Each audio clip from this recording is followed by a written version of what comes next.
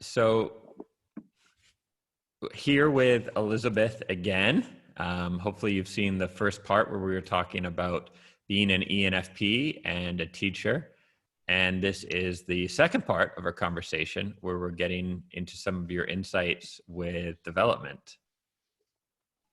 Where would you like to start?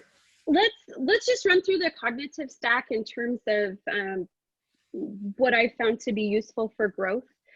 So starting with NE, that process of novelty and pursuing intuition. When we're younger, and I have one friend that's also an ENFP, and I think this was true for her as well, that we are often viewed as flighty and non-committal because we have so many interests, or that we're chameleons because we show up slightly different for different people. And there's a level of that I think is true, since we do see patterns and we can mirror individuals. And so learning that it is okay to pursue different activities, and letting people know, though, like, I'm trying this, I'm really interested in this right now because it's new. I want to learn how to ride a motorcycle. I want to learn how to cake decorate. I want to learn how to trail run, whatever it is. I'm going to play a guitar. And that might only be for a short season. And that something new is going to come along and you're going to try that. I think that if people don't understand that, they discourage that a little bit, and or they feel like there's always something else that's shiny that has your attention and you're not able to invest properly. And so knowing that it's okay that you do that, but also that letting other people know that that's part of the we process. do live in a environment, like I think most societies, at least Canada, the US, I think most of like the UK, Europe, there's the attitude around like finishing things and becoming the best and all that. And so there's a built-in feeling, if you just like to learn things, and obviously there's something to mastering things, but there's a built-in feeling like you failed if, hey, maybe you just want to learn something for a summer and that was it. And actually the Robert Greene has a book called Mastery, and I think I read it in 2014, and it was wonderful in terms of being reassuring, because he was looking at people who truly mastered things, right? And had become, the best of the best. And their early years looked very ENFP. So it wasn't like they woke up, they were 14 and they're like, I'm going to be a classical violinist. And then they just became the best. Like some did, like the prodigy kids, but in many cases, it was like they screwed around in this, they screwed around in that, they jumped all over the map. And then when they found their thing, they did the whole 10,000 hours, yada, yada, yada, and focus. Yeah. But it wasn't like they were born and then they just started doing that right away. But of course, you don't hear that in the stories and the biographies, right? Yeah. Yeah, no, it's a process of finding the things that feed your soul, so to speak, feed our introverted feeling long term, and that takes time and lots of experiences.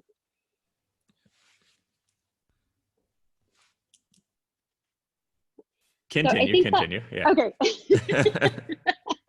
And I think, and you've talked about this extensively, I think travel is a huge part of that learning as well. When we are isolated to one geographic location, I think that our pattern recognition with intuition can be stunted, and we can end up misidentifying things in other people and in ourselves. And that can lead us into some pretty dark places.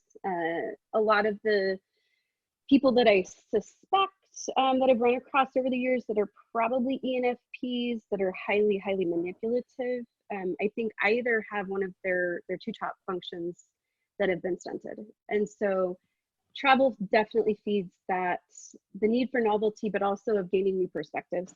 And so something that I would highly encourage, depending on, again, country that you're in. The United States is huge. And so there are options available for every budget, depending on where you are in the world, and taking advantage of that. Yeah. But either way, getting different perspectives and seeing how Yeah. different people live and view the world and everything else. Yeah.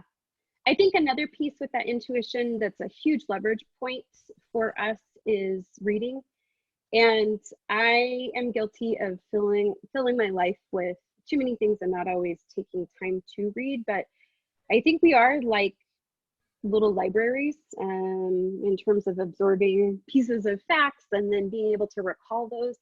And if we can read even a couple books a month that are nonfiction about areas of interest, I think that that really bolsters that intuition piece and we're able to plug more things in.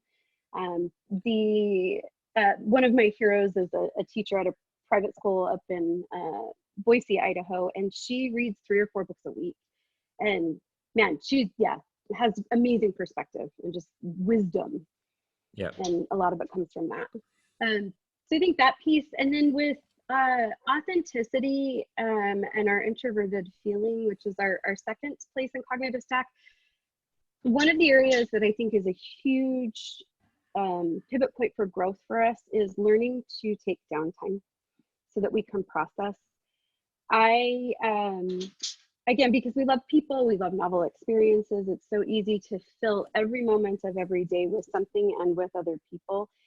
And when we don't take time to be alone and to think through, journal through, and really feel all the way through different portions of our life, we can end up making decisions that don't rest well with us long term, and they're the wrong thing. And the other thing that I've seen out of that is when we don't take that time, and especially if we're involved in intimate relationships with friends, family, even kids, our own kids, we can try to turn people into Pygmalion projects where we are using our little bit of manipulation to try it. We see the potential in them and we aren't recognizing that they're their own person. And so we want to mold everything in their life. And I think that's also not a good place for us to be. Or we allow others to do that to us to some extent. So that balance, I think, is super important. I think the other thing that's interesting that comes out of this place of intuition and also introverted feeling, and my significant other is an INTJ, and he's the first person who's ever sort of called me on this behavior. We feel like, because we reference feeling, right? We feel like we know all the things. Like, I planted a garden once, and so I'm a master gardener. And we will speak with this great authority, like, oh, I know all about that. And we'll share what we know, but we may not actually know everything about it to mastery. And so again, if we aren't kind of aware of that as a growth point, we can incidentally lead people to believe that we are really, really good at stuff that we're not necessarily good at. And so the awareness of that, though, comes from that downtime. Yeah. I think. It's learning to shut up occasionally. Yeah. Yeah. Although I wonder if, I'm not saying we should always talk out of our asses, but there's probably a benefit as well. I think there's a benefit to it. So learning to shut up when you know someone's smarter than you about a certain topic. Last year, I was traveling with an INTJ and we were looking at real estate investment, and he's involved in like hundreds of properties. So, it's me, ENFP, and an INTJ, and he probably talked more than me whenever we were on the topic because I'm like, yeah, I'm going to shut up. I know minimal about this topic relative to him. So that is, I think, a very good thing. And you notice it with younger people in general. You'll be out in groups, and I've been in kind of entrepreneur meetups, and there's someone younger and they're just like going on about something, like how this success they had or this or that. And they don't realize, like, I'm looking at the person sitting beside them and they're light years ahead, and they should be picking that person's brain and like, instead of just yammering on. But I think I had a coaching client a few years ago who was a woman and an ENFP, and quite high up in the executive world, quite successful. And one of the things she brought up, which many women have told me after is pretty legit, is one of the issues around like corporate success is men tend to be like, I can do that. And then like after, okay, how the hell do I do that? And women tend to feel like, I want to make sure I can do this. I don't want to like lie or overcommit or whatever. And that she kind of had to train herself to realize like, okay, I probably know more than these men. They're going to put their hands up and say they can do it. I need to do the same. And I think sometimes, so as an ENFP trait, I think sometimes that whole like, I can do it, and then now I have to figure it out, can be beneficial. But it can also get us in trouble. I don't know how you draw that line or how you sort of figure it out. I think some of the just awareness, so I'm thinking of the current situation that my significant other and I are in. We are doing some house flipping here in the States, and so we're doing a lot of that work ourselves. And I happen to have grown up, and my parents, I and my sister like literally built our own house from the ground up. Cool. And so it was an interesting experience for sure. And so I've had some exposure, right? Like I know a little bit about wiring, a little bit about drywall. And then the first house that I purchased when I was 20, redid the hardwood floors. So I've had some exposure, but do I know everything in the world about drywall? Absolutely not. So there, as we're looking at stuff, I'm like, oh, I can do that. And figuring it out kind of on the fly, because I haven't actually patched holes that large before, and then it's like not going super great. And my INTJ is like, what you said you had this. Like, well, I kind of do, don't I? Like, no, you don't. So I think part of that process is recognizing to ask for help when you do get in over your head. And then B, having people in your circle that, again, can kind of call you on your crap. Makes sense. Definitely makes sense. House flipping seems like a kind of a good investment fit. It's quick, not necessarily quick, but it's like not a 20-year profession. You can go, well, it could be if you keep doing it, but I mean, an individual project is what, 6 months to 18 months, something like that? Maybe, I don't know. We're hoping with the one that we have right now to be done here in a couple of weeks. And so we're like 8 to 10 weeks on this one, but it didn't have, like structurally it was fine. And it didn't need to be totally stripped. So yeah, no, it's been I love it because it's new all the time. So every house gets to be decorated a little bit differently. You're using slightly different skill sets, and there's so many projects involved in that you can hop from thing to thing pretty quickly. And then you're done, and you don't have to keep doing them if you don't want to. No, I could see it being very enjoyable. The real estate I was looking at with an INTJ as well was in Ukraine, and it was like, I enjoyed the whole experience, like going to all these different houses, learning about how everything works, in that case, it was so different. Like you had to learn about how their gas heating works and all these different aspects. And it was a bit of an ENFP heaven, you're like on the hunt for the right property and meeting all these people, and everything is kind of new. And we ended up dodging a bullet because vacation rentals are not the best market right now. Yeah, right. So it was a very good move. We pulled out at the last minute, but I think having that pairing though with a J type would be super important. Probably a TJ type with that kind of a deal for an ENFP, where they're a little bit more risk adverse than we are, and it's a good balance.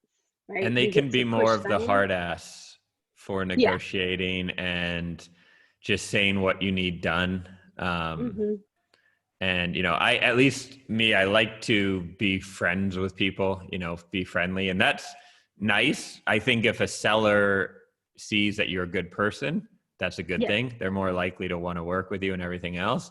but you also need someone to be maybe more, specific, like here's the price, here's how this works, can this get done, etc. Yeah, I think that's a huge piece of that. And knowing, like, in the business that we're working on, we're not going to live there. So making choices that maybe are less aesthetically pleasing to me, but they match our bottom dollar.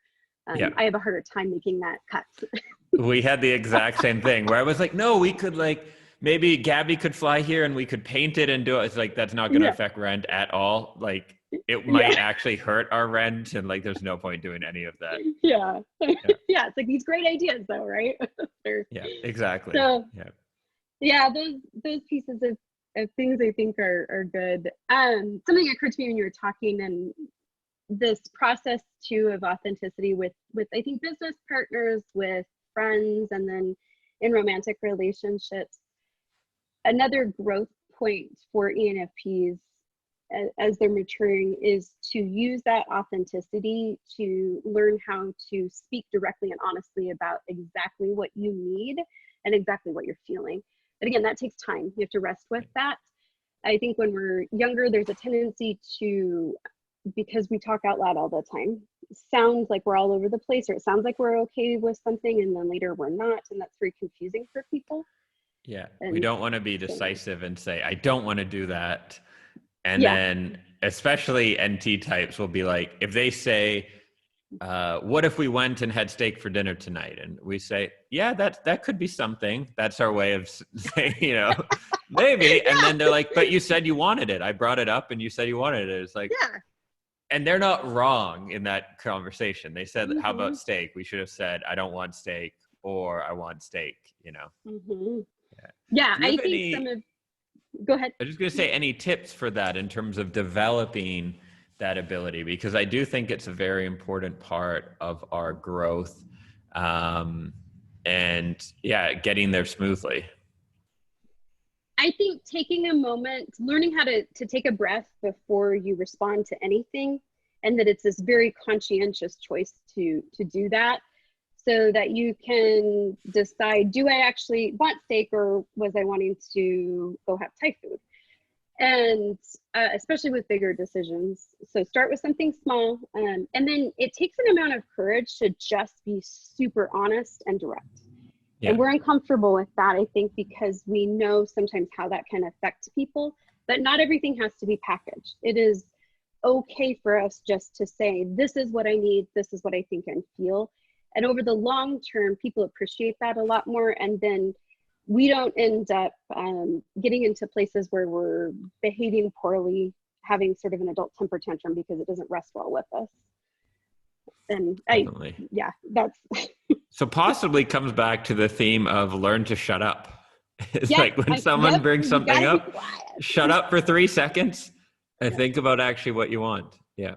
And I think and I don't know if this is different for men and women, but that are ENFPs, but I know for myself, and again, the one other friend that I have that's an ENFP that's a female, our emotions can be so intense that if we don't take that breath and we don't sit quietly, what comes after, if we've made a choice that we're uncomfortable with, is really hard for the other people around us to weather if we don't have a control of it. So learning to rein in a little bit. And it can be confusing for the other people, because if their perception was you wanted to go eat steak, and our perception, we have this whole debate. I found working with this INTJ was difficult, but very it helped me grow a lot, because you realize the conversations that are more in your head. And very smart, I think INTJs are generally fairly straight up, like, here's what is, like, it's A, it's B, this is what we are doing. And so you get in these things in your head where you maybe you project on them that they're manipulating something, or that they're, and it's like, and then you really think through the dialogue and you're like, no, that was all my fault, or I'm Yeah. Yeah. Now we could argue like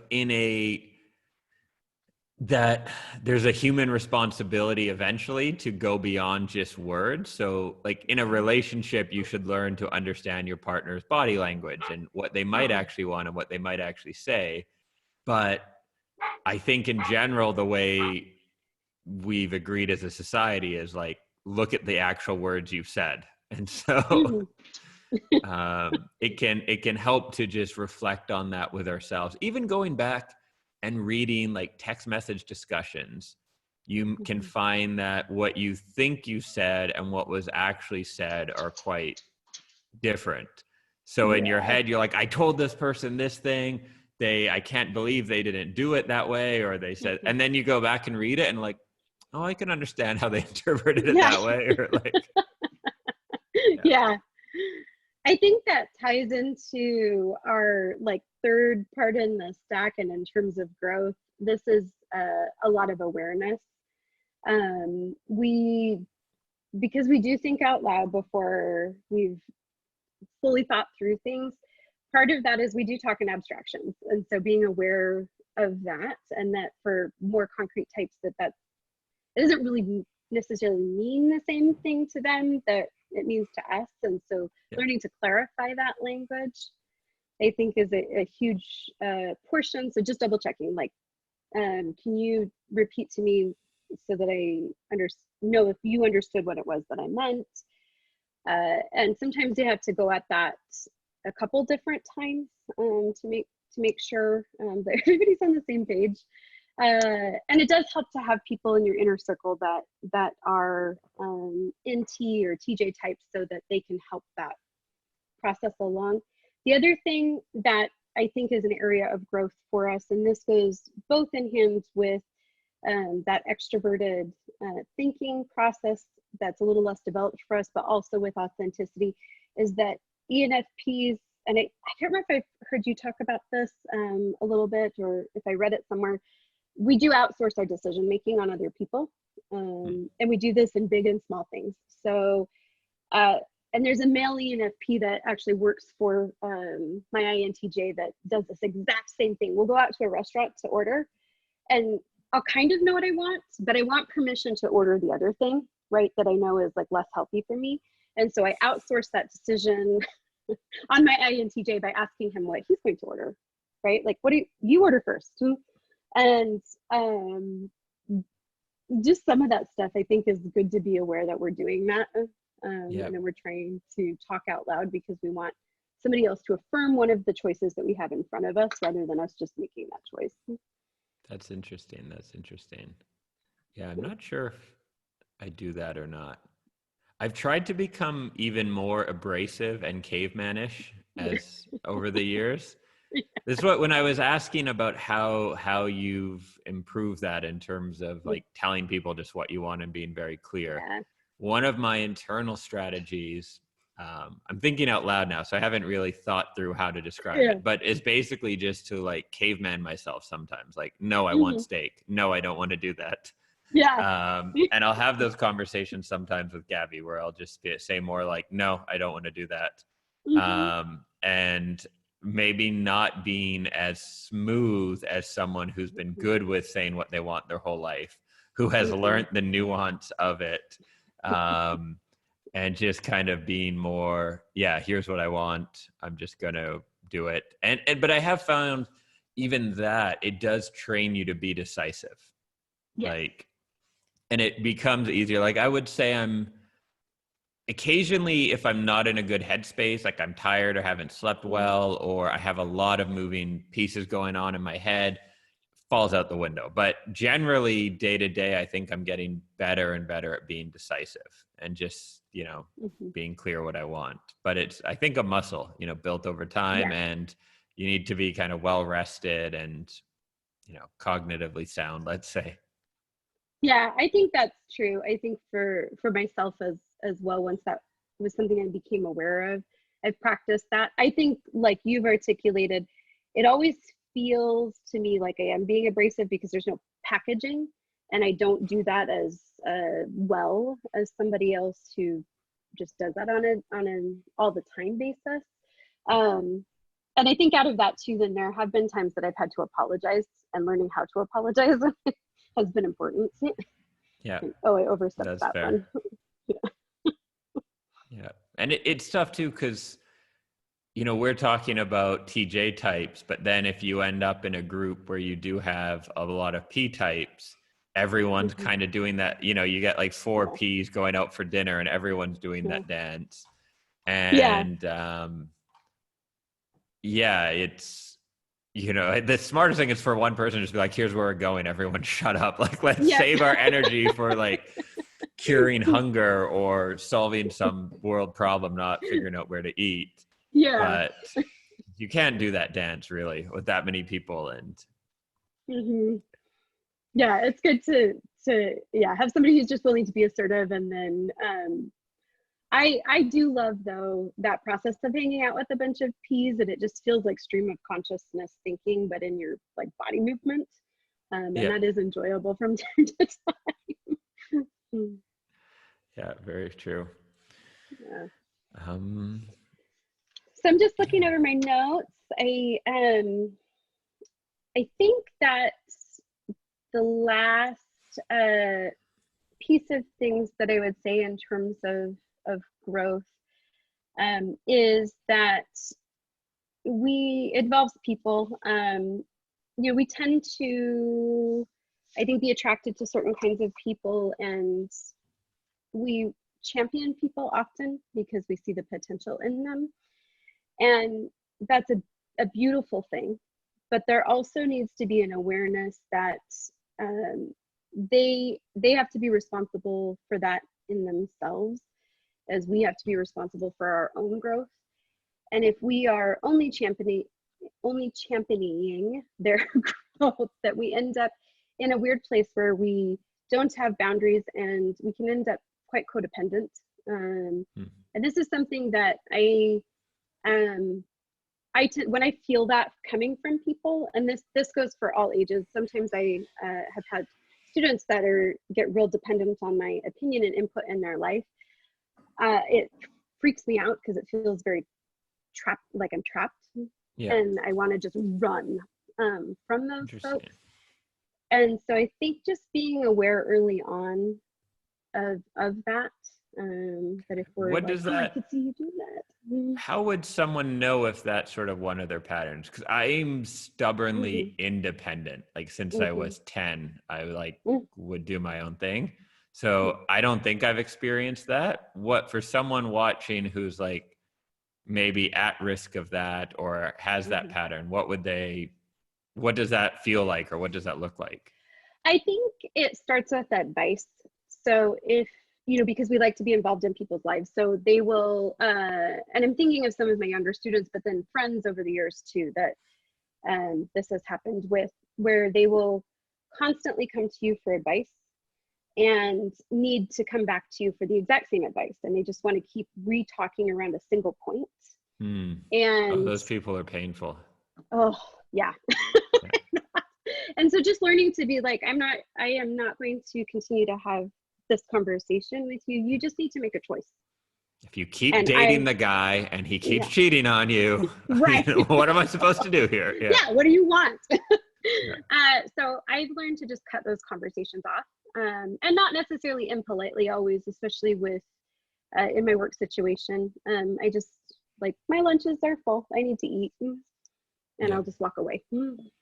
I think this is a very good point. The people we spend time with, like, you've got to filter intensely, because especially because we are champions and we want to solve problems. Like, I hate being the person people just want to like complain to. And I know occasionally as a boyfriend, I've been told at least you have to be that person, but I want to solve problems. So if someone brings something to me, it's like, I want to solve problems and I want to make it better. And so having friends, like if you've known someone for a long time and they're going through a hard period, like, don't be an ass, be there for that person. Right. But if you just kind of know someone, and as long as you've known them, they're always having problems and they're always, you know, that person needs to be cut. You know, maybe hire them a therapist as your goodbye present or something. Right. but you're not benefiting them, because you'd maybe benefit them by really calling them out on it, and trying to like have a breakthrough possibly, but by indulging in that, you're not helping them either. And you're just killing your own energy. And I don't know a specific time when I've cleaned those up, but I would say now I don't have any like messy relationships or downer friends or anything. And you are like freed up with a lot of energy to just do your own thing. Like the less baggage you have, it's like, yeah, it's just awesome. So I highly recommend that for anyone watching. It's difficult though to have those conversations for us. Like, and I mean, one solution is to move around the world as a nomad. And then you're like, oh, I'm in Spain now. Sorry, my phone number changed. This is the backstory to my extensive world travel is bad at confrontation, wanted new friends. All right. Just kidding, friends, if you're watching. Yeah, no, I think in less mature ENFPs, that looks like ghosting.